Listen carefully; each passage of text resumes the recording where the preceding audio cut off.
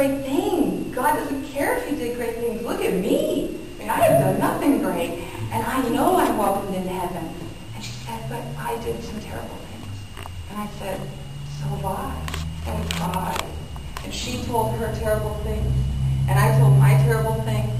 And our terrible things all just sat in that room and said, now this is the best part. We just give all these terrible things and we don't have to have them anymore. She said, really? Do you think we can? I said, I know we can. So she said, okay. And we just gave those things, those terrible, really gut-wrenching memories that I know everyone has. And we just gave them to the Father. And she was hysterical because she said, okay, I'm ready to pray. And we're crying. We were both just covered in tears. And she prayed, God, I don't know. I love you so much, but I did such horrible things. Can you just take them all? I believe that you'll take them. And she looked up at me and she said, Colleen, I've never felt like this before. I've never felt like this before. I've never felt. And she was so excited. And I said, I know. Can you believe this? She goes, all these terrible weights that have just held me down my whole life, I don't have to hold them anymore. She literally, I thought she was going to jump out of bed. And here she thought she was going to die. So she said, Colleen, we got to go for a smoke. We've got to go for a smoke. Anyone who knew Randy, you got to go for a smoke. I said, yeah, we need a celebration smoke. And before I went, she said, she said, I just want to be yours, God. And she just prayed that simple prayer of, I know you sent your son for me. I know he died for me. And I want all that. I want all that you have to give me. And she literally said, do you feel it? Do you feel it? Can you feel it? And I said, yeah, I feel it. And the presence of the Lord, she just said, I don't want to move. She was like, now she's jello. She still wanted her smoke, but she was jello. She said, I just have never felt so loved in my entire life. And I said, I know, this is the best night ever. And so we walked out while we held her thing, we pushed her, we went out, we had a smoke on that. It was cold, but we weren't cold because we had been crying so much. And we're looking out over Vallejo, and she just said, I'm ready. I'm finally ready. I never thought that I'd have a place after this life. I thought that I would just die, and I'm ready now.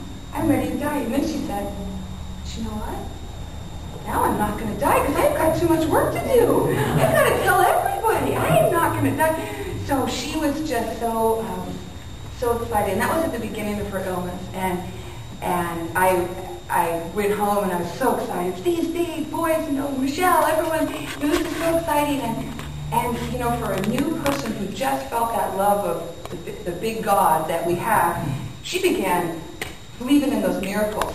We got to pray. Let's pray for that. Oh, of course God answers me. Look at that. That's another miracle. That's another miracle. And she had a whole list of miracles. What? That's another miracle. Come on, come in and pray. So her last days, I didn't have the chance to know her in the early days like you guys did.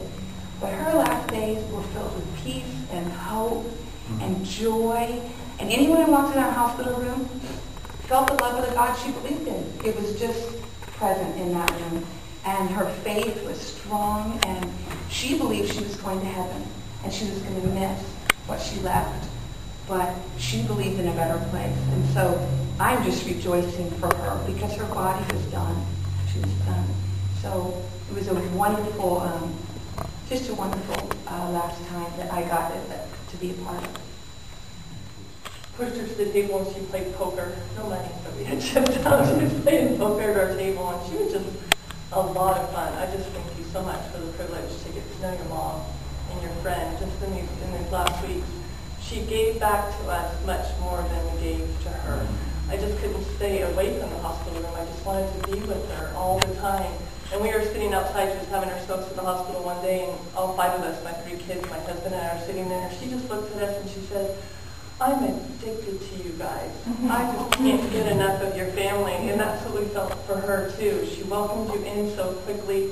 When Claudia came, she looked around the room and she said to her, how do you like my family? How do you like my new family? It wasn't her new family, but it was she adopted us into her family and welcomed us into her life. And it was such a privilege to just be able to share those last days with her and see how strong she was, how strong her faith was, to share.